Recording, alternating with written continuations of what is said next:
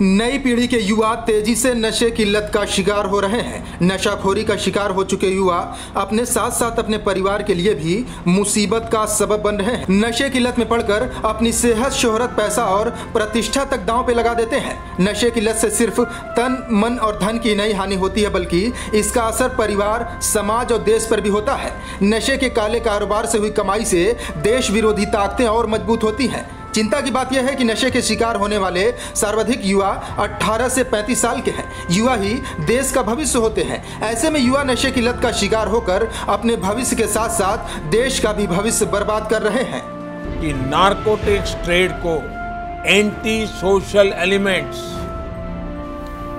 Anti national elements यानी असामाजिक तत्वों द्वारा नियंत्रित किया जाता है, जो राष्ट्र की शांति और सद्भावना को नष्ट करने पर तुले हैं।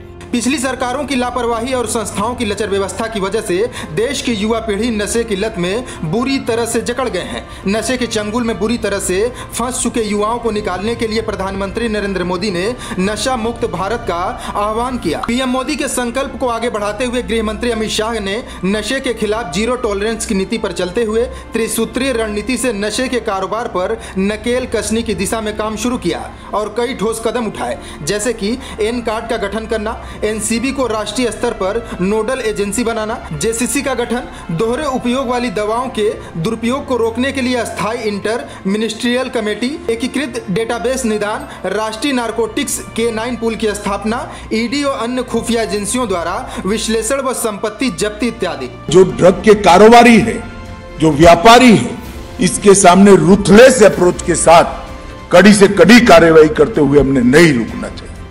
अगर ये करते हैं तभी जाकर इस लड़ाई को गति मिलेगी और लोग इस लड़ाई में आने से पहले अपने आप को 1000 बार सोचेंगे। गृह मंत्री अमित शाह के नशा मुक्त भारत अभियान के दृढ़ संकल्पों की वजह से वर्ष 2006 से 2013 और 2014 से जून 2023 के बीच नारकोटिक्स अपराधियों की गिरफ्तारी में 321% की वृद्धि हुई है।